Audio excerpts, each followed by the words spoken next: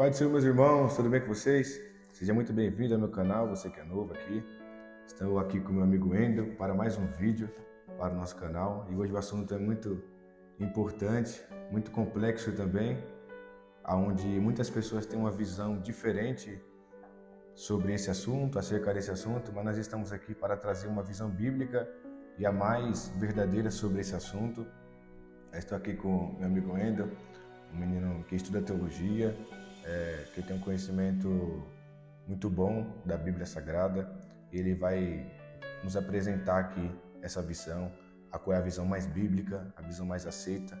Nós estudamos para fazer esse vídeo e ele está aqui cheio, com o coração ardendo para trazer esse vídeo. Quer falar alguma coisa ainda? Se apresente aí pro pessoal. Oi, pessoal, tudo bem? Sou o Wendel, como o Rian já apresentou aqui. Sou estudante aí da área teológica, estudo bastante, né? Estudos intensivos. E estamos aqui para edificar a fé de vocês e que o nome do Senhor seja glorificado. Amém, glória a Deus. Irmão, nós iremos falar sobre um assunto novo céu e nova terra. Na onde que o crente ele vai viver eternamente? Na onde que o crente ele vai morar eternamente com o Senhor? Muitas pessoas falam que é o céu, mas realmente é o céu na onde nós iremos viver eternamente? Para começar esse vídeo, eu quero fazer uma pergunta ao Wendel. Quando as pessoas morrem hoje, Wendel, qual é o estado dela, onde elas estão quando uma pessoa ela morre hoje? Certo, vamos lá. Nós temos algumas coisas a considerar, né, primeiramente, e antes de tudo, né, antes de nós fazermos alguma afirmação. Acerca de assuntos realmente escatológicos ou que a gente não estão claros, por exemplo, na Escritura, a gente geralmente costuma ter milhares de diversas opiniões, né? Geralmente, assuntos que não são basilares, a gente tende a pensar de muitas maneiras diferentes. Porém, esse assunto, ele chega naquela linha tênue, que é muito provável de você acabar caindo em um dos pontos principais. Nos séculos da igreja, nos primeiros e segundos séculos da igreja, nós tivemos muitas outras heresias que foram combatidas pela igreja, né, que negavam questões práticas como a natureza divina de Cristo e a natureza humana de Cristo. E hoje em dia nós temos heresias que tentam corromper as questões relacionadas à vida após temos visões, por exemplo, do agnosticismo, que há uma partícula negativa, gnosis, que é a palavra grega que significa conhecimento, ou seja, sem conhecimento. O agnosticismo, ele é, como o próprio nome diz, ele é aquilo que, por exemplo, é considerado como, se eu não tenho conhecimento disso, então logo isso pode ou não ser verdade, não é algo comprovadamente verdadeiro. Porém, isso é algo que a igreja hoje, a igreja genuína de Deus, tem combatido, porque não é uma doutrina que é de fato bíblica. A morada do crente após a morte, né, podemos assim dizer, nós temos dois públicos, nós vamos considerar aqui dois públicos. Primeiro é a igreja, segundo é o ímpio. O salvo em Cristo e o ímpio. O salvo é aquele que é justificado pela fé, o que crê em Cristo Jesus, o que professa sua fé em Cristo e deposita sua confiança nele. O ímpio é aquele que vive uma vida injusta e carnal, ou seja, guiada pelos princípios do mundo e não pelos princípios de Cristo. Aquele que está em rebelião contra Deus, aquele que está destituído da glória de Deus, conforme Romanos 3. Então, ao ímpio ele morrer, temos um estado diferente do estado dos crentes. Porém, todos eles entram em um estado intermediário, tanto o crente quanto o ímpio. É chamado de estado intermediário. O que é esse estado intermediário? Esse estado intermediário, ele é um momento temporário até a chegada do grande juízo final, até a chegada do julgamento do trono branco, em que o ímpio ele vai passar por um julgamento e ele vai conforme suas obras, por não crer em Cristo, ele vai para o inferno, que é o local onde é descrito, por exemplo, em Lucas capítulo 16 ou 19, acho que 16. 16. E que Lázaro. Capítulo 16, versículo 19. E que narra duas histórias, né? Temos, por exemplo, Mateus 25 também, em que Jesus ele fala acerca de não temer, né, aqueles que podem matar o corpo, mas não podem destruir a alma, né? E Jesus estava falando disso acerca do próprio Pai. O próprio Pai é aquele que pode lançar no inferno tanto o corpo quanto a alma, né? E porém, o que vai ser lançado no inferno após a morte do ímpio é a alma.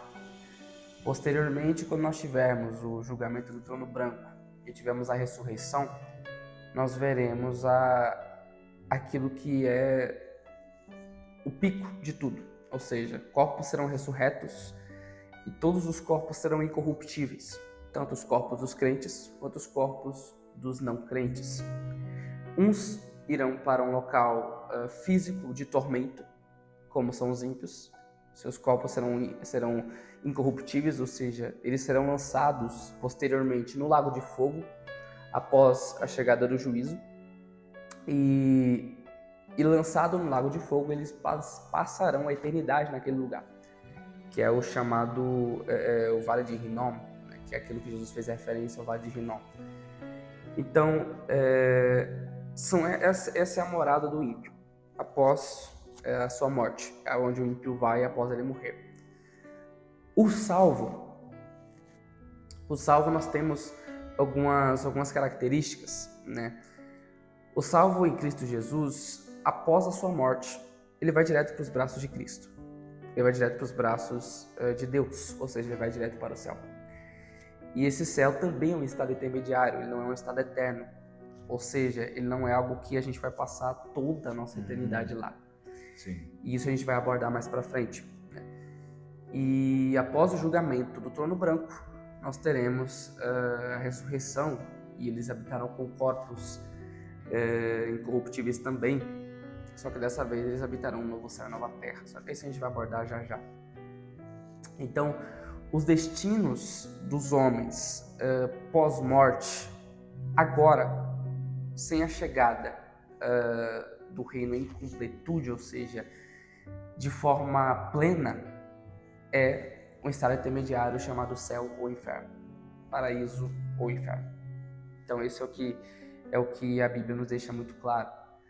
Por exemplo, em textos como o de Lucas, quando Jesus ele está na cruz com 3 ladrões, e ele diz para um deles, quando um deles está arrependido e se arrepende, Jesus diz: ainda hoje estarás comigo no paraíso.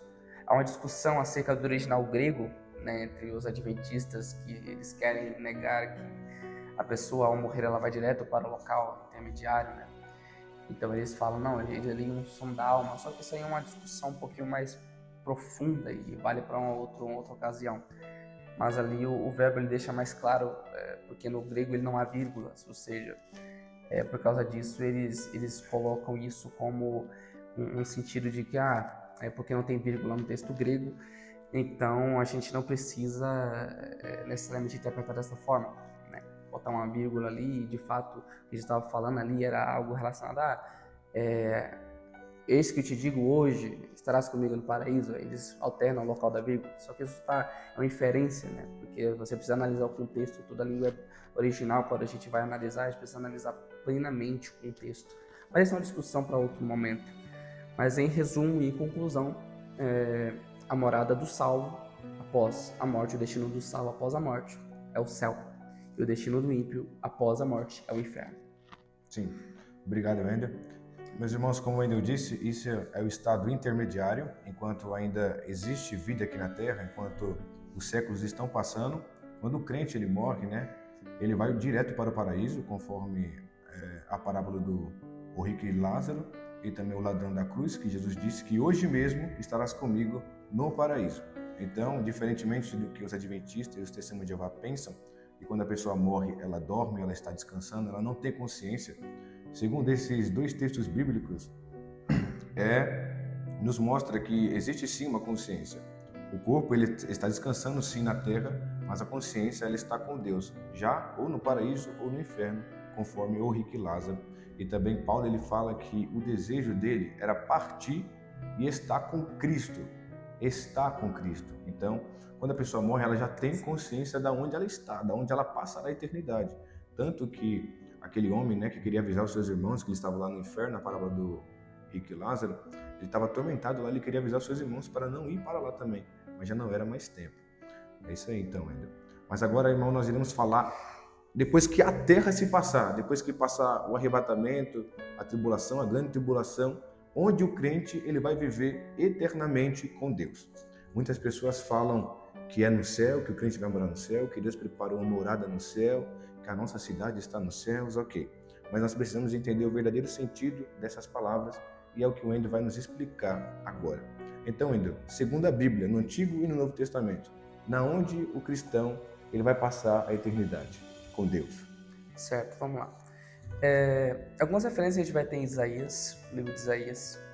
Se a gente for ler, a gente vai ter muitas referências relacionadas a isso.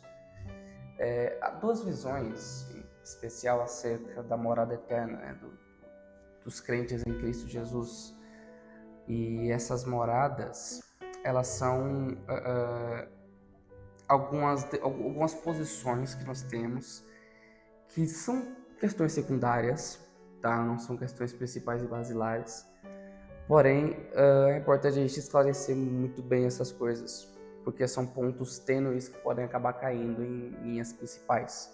E é bom a gente tomar muito cuidado com isso, até porque existem pontos na Bíblia em que você está pisando em ovos, podemos assim dizer, e que é muito fácil você cair em pontos realmente basilares. E se você não tomar cuidado, você pode acabar caindo realmente até em heresias. Só porque não é o caso daqui.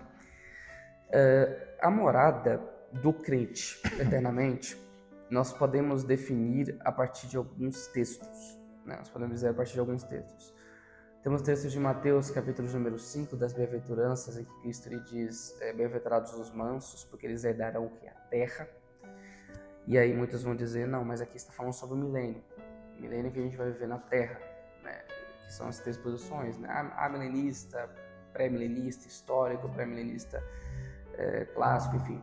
São as posições que temos, pós-milenista também, enfim. Mas nós, assembleianos, né, doutrina da Assembleia de Deus, nós somos pré-milenistas. Então, o que é essa doutrina? Nós acreditamos que o milênio ele vai acontecer, né, pós a chegada a partir do momento que Jesus chegar. Nós somos amilenistas, que, por exemplo, eles alegorizam o milênio e nós cremos que, eles creem, na verdade nós não, eles creem que o milênio ele estará, nós já estamos vivendo o milênio, né, para eles. Só que isso é meio complicado por alguns textos, como o texto de Apocalipse que diz que o milênio será o período em que o diabo será preso por 1000 anos. Nós não vemos o diabo preso, não é? O diabo está mais solto do que a gente pode imaginar. E o milênio ele vai ser um período em que vai se instituir, e é o início da eternidade, vamos assim dizer. No início, assim, o passo inicial para a eternidade. E após o milênio nós teremos o julgamento definitivo, em que Satanás será destruído, lançado realmente no lago de fogo. Os ímpios também serão, e os crentes morarão eternamente aqui na terra, uma terra restaurada. Para nós entendermos acerca da terra, a restauração da terra, a gente precisa voltar um pouquinho no Gênesis. O que aconteceu da corrupção em si e o que o pecado ele fez com o mundo. Então, de acordo com a Bíblia em si, e se a gente for analisar alguns textos, né, em especial o texto do Novo Testamento, por exemplo, em Apocalipse, que fala acerca do novo céu e nova terra, e textos como Mateus 5, em que Jesus narra as bem-aventuranças e ele fala bem-aventurados os mansos, porque eles herdarão a terra. A visão bíblica, né, a visão convencional que nós temos, né, mesmo isso sendo discordado e debatido até entre muitos pentecostais acerca disso, é de que nós vamos morar em um local chamado céu para todo sempre, né? Então a gente iria morar no céu para todo sempre e o milênio seria na terra, né? Que o milênio seria para os ímpios, né? Porém, Essa visão, eu penso que ela é muito equivocada, principalmente se a gente ver o propósito em si criacional de Deus e o propósito da restauração do mundo em si, né? Nós temos a narrativa de Apocalipse, que vai nos falar acerca da restituição de tudo, ou seja, a recriação, podemos assim dizer, de tudo. Restauração, vou usar a palavra melhor, né? Restauração. Que vai nos narrar a criação sendo liberta também do poder do pecado. Porque o pecado, ele não afetou somente...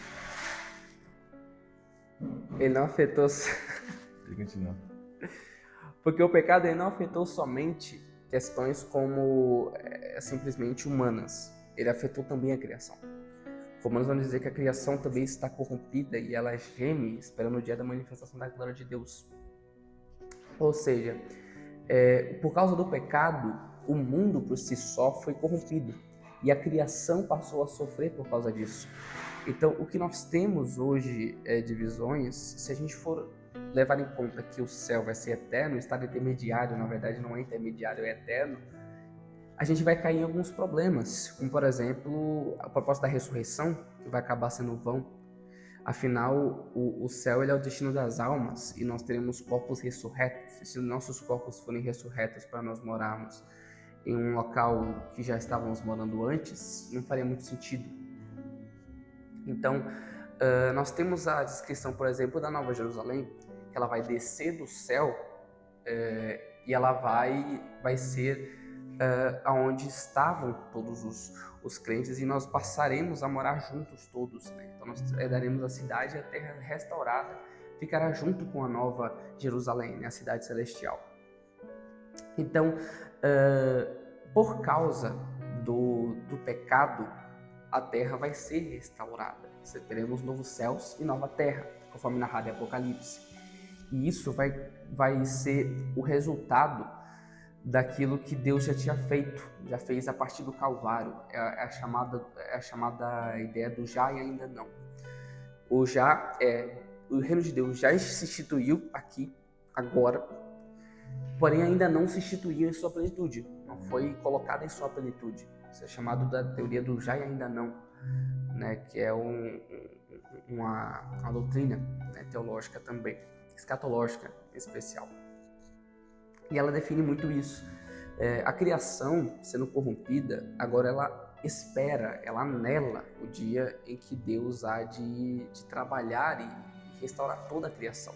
Seja animais, seja o planeta, seja tudo, vai ser restaurado. Então não haveria sentido Deus restaurar uma nova terra para a gente morar eternamente no céu. É um texto que é muito claro acerca disso. Nossa pátria vai ser eternamente aqui, só que numa terra restaurada. Então isso é um debate muito difundido entre o meio, principalmente pentecostal, dentro do pentecostalismo e também entre meio reformado contra pentecostal. Então é um debate muito longo, só que se a gente for analisar a versão bíblica, nós moraremos de fato na terra, sim, ia ter uma terra restaurada, uma nova terra. Não vai ser essa mesma terra que a gente tem aqui, mas ela vai ser uma nova terra, uma nova criação, um novo mundo restaurado, uma nova sociedade redimida, em que nós reinaremos com Cristo para todo sempre. Amém, glória a Deus. Então, meus irmãos, existe a visão que o pessoal mais acha que está certa, mas não está certa, é essa, que a gente vai viver no céu para sempre. E tem alguns versículos que falam isso, né? Conforme João 14, que fala que Deus está preparando moradas para nós. Filipenses 3:23 fala que a nossa cidade está nos céus. Ok, ela está nos céus. Só que essa cidade que está nos céus, ela vai descer. Conforme o Wendel disse, né, em Apocalipse 21, João ele tem uma visão, né, que a Nova Jerusalém ela está descendo do céu como uma noiva ataviada para o seu noivo. Então, é isso. A nossa cidade está no céu. A nossa morada está no céu. Só que essa morada que está no céu, ela vai vir aqui na terra. E conforme a Bíblia diz, 2 Pedro, também Apocalipse, que Deus ele cria um novo céu e uma nova terra. O propósito de Deus foi que a gente morasse aqui eternamente, né, Wendel? Desde o plano original lá, depois ocorreu a queda, ok. E a terra ela foi corrompida, A terra ela é corrupta, né, por conta do pecado, mas Deus ele vai restaurar essa terra, porque sempre foi o plano original de Deus que a gente morasse aqui na terra. Conforme também Salmos 37, no seu versículo 29, diz assim, que os justos herdarão a terra e habitarão nela para sempre. A Bíblia não mente, a Bíblia é infalível. Como que a Bíblia vai falar que os justos vão viver na terra eternamente se não vão? Então, conforme esse versículo de Salmos 37, que até os testemunhos de Jeová se baseiam nele para dizer isso, que a gente vai viver na terra eternamente, eles estão certos nessa perspectiva somente aí. Então a gente vai viver aqui na terra eternamente com o nosso Senhor. Teremos acesso à nova terra e também à nova Jerusalém, que vai estar junta com a terra. Por isso que aquele hino da harpa que fala, Wendel, nesse tempo, céu e terra hão de ser a mesma grei. Elas irão se juntar, serão a mesma grei. Então, onde nós iremos viver eternamente é no novo céus e na nova terra, não apenas no céu. Tire isso da sua mente, não é bíblico, não é verídico. Quero agradecer ao Wendel aqui por esse vídeo. Amém, longo, mas espero que você fique até o final aí, e seja edificado, né, falando sobre muitos assuntos escatológicos. Espero que seja muito edificante para a sua vida. Muito obrigado quem ficou até o final. Que Deus te abençoe, em nome de Jesus.